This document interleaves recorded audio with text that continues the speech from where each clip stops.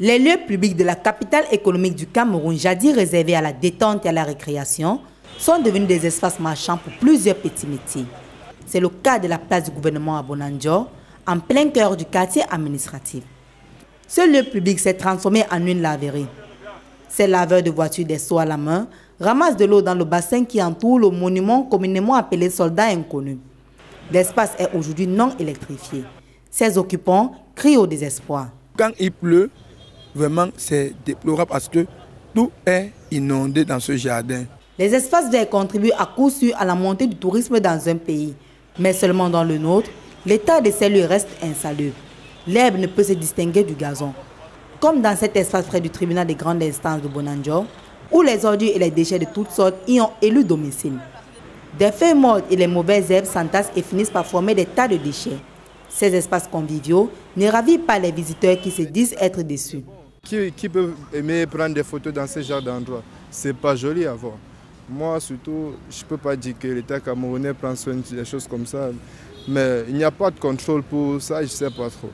Il convient de rappeler que la place de l'Indépendance, communément appelée Gazon Marché Central, devenu un lieu de commerce, était un espace dédié à la célébration de l'indépendance.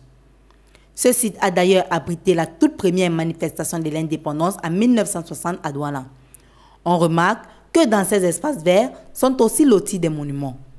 La négligence de ces sites a une influence manifeste sur ces œuvres d'art. Le chargé de la communication du Centre d'art contemporain Douala Art affirme qu'ils sont responsables de l'entretien de ces lieux, tout comme la CED.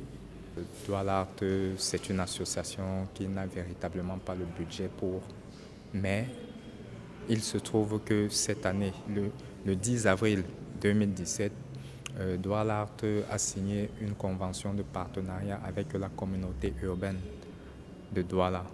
Donc nous avons grand espoir que dans la continuité de l'embellissement de la ville,